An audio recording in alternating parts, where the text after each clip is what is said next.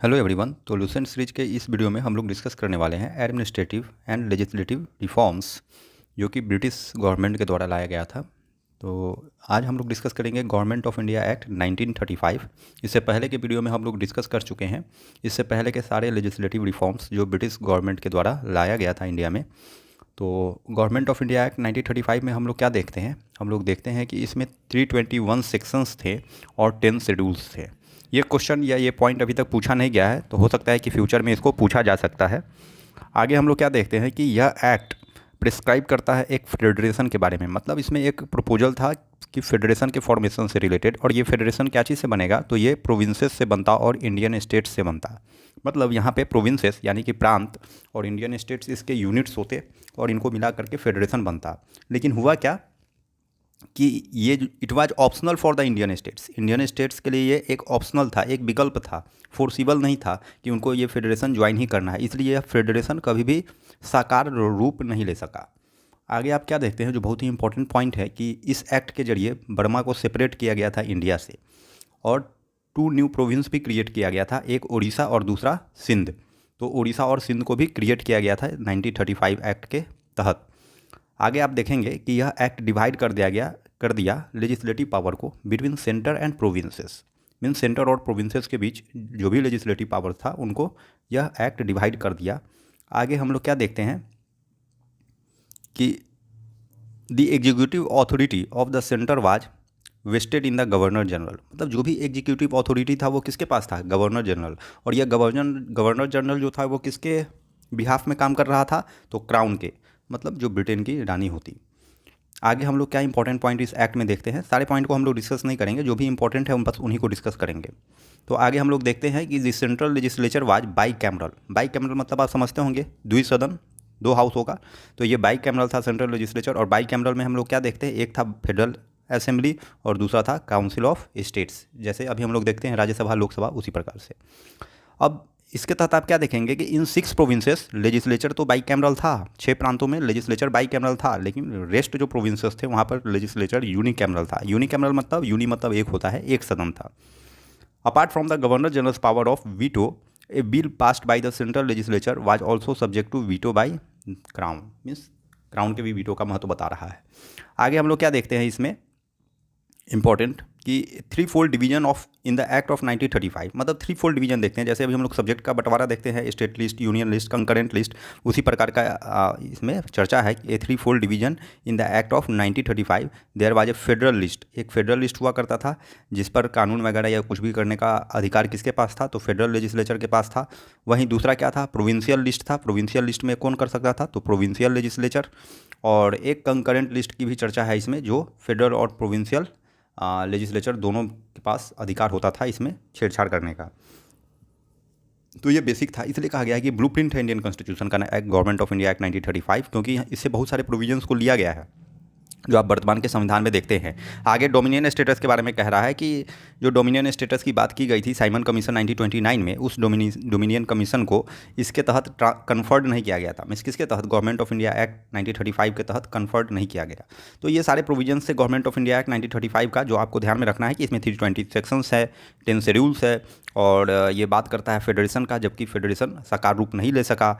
साथ ही साथ हम लोग देखे थे कि किस प्रकार से बर्मा जो है वो सेपरेट किया गया इंडिया से।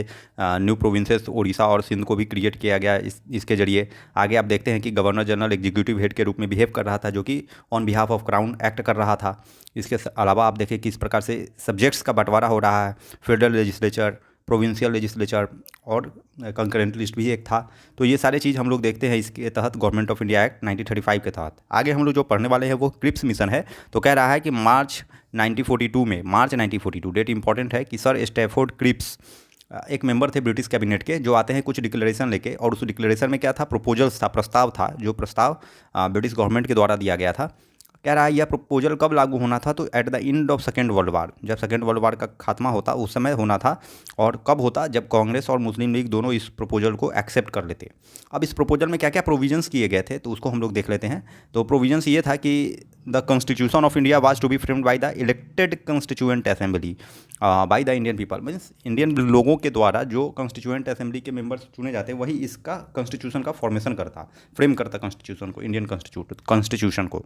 आगे कह रहा है कि the constitution should give India dominion status. Constitution जो है डोमिनियन स्टेटस की बात किया जा रहा है यहाँ पर। There should be one Indian union comprising of all the provinces and Indian states. मतलब एक ही इंडिया होगा जिसमें प्रोविंस और इंडियन स्टेट्स सभी होंगे। मीन्स यहाँ पे प्रोविंस और इंडियन स्टेट्स क्या होंगे, इसके यूनिट्स होंगे। Any province not excepting the constitution would be free to retain its constitutional position existing at that time and with such non acceding provinces the British government could enter into separate constitutional agreements. मतलब ये freedom भी provide कर रहा है कुछ प्रांतों के लिए जो नहीं चाहेंगे अगर इस फेडरेशन से मिलना, तो उनके साथ सेपरेट कॉन्स्टिट्यूशनल अरेंजमेंट करेगा कौन, ये ब्रिटिश गवर्नमेंट। तो आप देख रहे हैं कि किस प्रकार से फ्रीडम भी प्रोवाइड किया गया है और इस प्रकार से ये यूनियन साकार रूप नहीं ले पाता, क्योंकि गवर्नमेंट ऑफ इंडिया एक्ट 1935 में भी हम ऑलरेडी देख चुके हैं कि बहुत सारे ऐसे प्रोविंस थे जो चाहते थे स्वतंत्र रहना, जैसे हैदराबाद का निज़ाम जो था, जूनागढ़ वाले क्षेत्र को आप देख रहे हैं, और कुछ लोग और भी थे जिनमें डाउट था, जैसे कश्मीर के राजा थे। तो ये सब चाहते कि हम फ्री रहें, तो ये प्रोविज़न भी ब्रिटिश कर रहा था। तो कहीं ना कहीं मंशा पे शक था उसके कि भारत को अखंड रूप नहीं देना चाह रहा था। कैबिनेट मिशन प्लान हम लोग नेक्स्ट देखते हैं। तो इन मार्च 1946 मीन्स मार्च 1946 में lord Attlee sent a cabinet mission. Lord Attlee जो थे एक कैबिनेट मिशन सेंट किए इंडिया में, और जिसमें 3 कैबिनेट मिनिस्टर थे। और वो 3 कैबिनेट मिनिस्टर यहाँ पर पूछता है, ऑप्शन में आपको देगा इनमें से कौन है या कौन नहीं है, इस प्रकार से आपको टिक मार्क करना होगा। तो काफ़ी इंपॉर्टेंट पॉइंट है ये। तो ये 3 मेंबर कौन थे कैबिनेट मिशन प्लान में, तो Lord Pethick Lawrence, Stafford Cripps और एवी अलेक्जेंडर। अब इस मिशन का, कैबिनेट मिशन का मेन ऑब्जेक्टिव क्या था, तो the object of the mission was to help India achieve its independence as early as possible and to set up a constituent assembly. मतलब ये दोनों बात की बात कर रहा है, वकालत कर रहा है कि भारत जल्दी से जल्दी स्वतंत्र हो जाए, और एक कॉन्स्टिट्यूएंट असेंबली की फॉर्मेशन की भी ये बात करता है, वकालत करता है। आगे हम लोग क्या देखते हैं, तो आगे हम लोग देखते हैं कि कैबिनेट मिशन प्लान के तहत क्या था कि कैबिनेट मिशन रिजेक्ट करता है यह क्लेम को कि for a separate constituent assembly and A separate state for the Muslim. मतलब मुस्लिम के लिए सेपरेट कॉन्स्टिट्यूएंट असेंबली हो, एक सेपरेट स्टेट हो, इस बात को खारिज करता है कौन, कैबिनेट मिशन प्लान। तो ये सारे चीज़ इंपॉर्टेंट हैं। इसके अलावा हम लोग इसमें और कोई भी एग्जामिनेशन पॉइंट ऑफ व्यू से इंपॉर्टेंट नहीं देखते हैं। तो हमारा नेक्स्ट टॉपिक अब क्या होगा, माउंटबेटन प्लान। तो माउंटबेटन प्लान क्या है, the plan for transfer of power to the Indians and partition of the country was laid down in the Mountbatten plan. तो माउंटबेटन प्लान में आपको याद रखना है कि 2 एलिमेंट है, एक तो ट्रांसफर ऑफ पावर है, ट्रांसफर ऑफ पावर मतलब सत्ता का हस्तांतरण, और दूसरा पार्टीशन ऑफ द कंट्री की देश का बंटवारा। It was given a formal shape by A statement made by the British government on 3 जून 1947। अब यह फॉर्मल रूप, साकार रूप कब ले पाया या फॉर्मल रूप कब लिया, जब गवर्नमेंट जो है ब्रिटिश का वो अनाउंस करता है 3 जून 1947 को। तो ये था माउंटबेटन प्लान के बारे में। तो याद रखिएगा कि माउंटबेटन प्लान में आपको 2 चीज़ क्या याद रखना है, एक ट्रांसफर ऑफ पावर की बात करता है और दूसरा पार्टीशन ऑफ कंट्री की बात करता है। और यह थर्ड फॉर्मल शेप कब लेता है, 3 जून 1947 को, जब ब्रिटिश गवर्नमेंट अनाउंस करती है। आगे हम लोग देखते हैं Indian independence act 1947। Indian independence act 1947 जो कि ब्रिटिश पार्लियामेंट के द्वारा लाया गया, ऑब्वियस है। तो कह रहा है इस एक्ट में आप क्या देखेंगे कि कुछ अमेंडमेंट्स लाए गए गवर्नमेंट ऑफ इंडिया एक्ट 1935 में। मीन्स इस एक्ट के तहत गवर्नमेंट ऑफ इंडिया एक्ट 1935 में कुछ अमेंडमेंट्स लाए गए और उनको अडॉप्ट भी किया गया, both in India and Pakistan, for setting up an interim constituent assembly. माने अंतरिम, इंटरिम मतलब क्या होता है, अंतरिम कॉन्स्टिट्यूएंट असेंबली के सेटअप का तैयारी था ये, और जो कि फ्यूचर कॉन्स्टिट्यूशन को डिज़ाइन करता या शेप करता। तो आगे हम लोग देखते हैं इंटरिम गवर्नमेंट के बारे में, जो सितंबर 2, 1946 में फॉर्म होता है। तो इसमें आप देखिएगा कि बहुत सारे मेंबर हैं और उनको कुछ ना कुछ पोर्टफोलियो प्रोवाइड किया गया। तो जवाहरलाल नेहरू की बात जब आप करते हैं तो इनको वाइस प्रेसिडेंट ऑफ काउंसिल बनाया गया, external affair and Commonwealth relation का मिनिस्टर भी बनाया गया। सरदार वल्लभ भाई पटेल को होम मिनिस्ट्री और इंफॉर्मेशन एंड ब्रॉडकास्टिंग मंत्रालय दिया गया। डॉक्टर राजेंद्र प्रसाद को फूड एंड एग्रीकल्चर विभाग दिया गया। जॉन मथाई को इंडस्ट्रीज एंड सप्लाई दिया गया। यहाँ से क्वेश्चन पूछता है। जगजीवन राम को लेबर दिया गया। सरदार बलदेव सिंह को डिफेंस मिनिस्ट्री दिया गया। भाभा को वर्क माइंस एंड पावर दिया गया। लियाकत अली खान को फिनांस दिया गया। अब्दुल रब निस्तार को पोस्ट एंड एयर दिया गया। असफ अली को रेलवे एंड ट्रांसपोर्ट, वहीं सी राजगोपालचारी को एजुकेशन एंड आर्ट्स दिया गया। आई चुंद्रीगर को कॉमर्स दिया गया। गजनाफर अली खान को हेल्थ, वहीं जोगिंदर नाथ मंडल को लॉ मिनिस्टर बनाया गया। तो आप देख रहे हैं ये पोर्टफोलियो है जो दिया गया है। अब आगे first cabinet of independent India की बात कर रहा है। जब 1947 में इंडिया इंडिपेंडेंट हो जाता है 15 अगस्त को, तो फर्स्ट जो कैबिनेट बनता है उसमें जवाहरलाल नेहरू को आप देखते हैं कि प्राइम मिनिस्टर बनते हैं।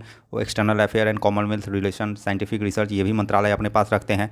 वहीं सरदार वल्लभ भाई पटेल होम मिनिस्ट्री और इंफॉर्मेशन एंड ब्रॉडकास्टिंग ये रखते हैं। स्टेट अफेयर भी डील करते हैं। Rajendra Prasad food and agriculture. वहीं आगे हम लोग क्या देखते हैं इसी में, तो आगे हम लोग देखते हैं मौलाना अबुल कलाम आज़ाद एजुकेशन मिनिस्टर बनते हैं। जॉन मथाई। तो इस प्रकार से आप सारे लिस्ट को देख लेंगे, यहाँ से क्वेश्चन बनता ही बनता है। आगे आप क्या देखते हैं कि from 15 August 1947 India ceases to be a dependency. मतलब क्या होता है, अब क्राउन का जो आधिपत्य है वो ख़त्म हो जाता है और इंडिया का अपना ये शुरू हो जाता है स्वशासन। कह रहा है इन ए रिफरेंडम हेल्ड ऑन 6 जुलाई 1947 सिलहट आसाम जो है वो डिसाइड करता है ज्वाइन करना ईस्ट बंगाल को। आगे हम लोग देखेंगे कि ऑफिस जो था सेक्रेटरी ऑफ स्टेट का वो एबोलिश हो गया, क्योंकि सेक्रेटरी ऑफ स्टेट तो वहाँ ब्रिटेन में होता था, है ना। अब क्या काम है, इंडिया तो इंडिपेंडेंट हो चुका है। Governor general and the governors lost extraordinary power, जो भी एक्स्ट्राऑर्डिनरी पावर था उसको खत्म कर दिया गया गवर्नर का या गवर्नर जनरल का। Central legislature of India composed of the legislative assembly and council of state ceased to exist, है ना। ये भी सीज टू एग्जिस्ट हो गया 14 अगस्त 1947 से। आगे हम लोग देखेंगे constituent assembly itself was to function also as the central legislature. मतलब जो कॉन्स्टिट्यूएंट असेंबली फॉर्म हुआ था वही अब सेंट्रल लेजिस्लेचर के रूप में भी बिहेव करेगा विथ कंप्लीट सोवरेनिटी, मतलब संप्रभुता होगा, पूर्ण संप्रभुता। तो अब ये सारे चेंजेज आप देख रहे हैं कि government of India act, independence act 1947 के बाद से आपको देखने को मिलता है। अब आगे हम लोग नेक्स्ट वीडियो में हम लोग देखेंगे कि कॉन्स्टिट्यूएंट असेंबली और किस प्रकार से कॉन्स्टिट्यूशन को बनाया गया था। तो तब तक के लिए वीडियो को आप लाइक कीजिए, शेयर कीजिए, चैनल को सब्सक्राइब कीजिए। Thank you.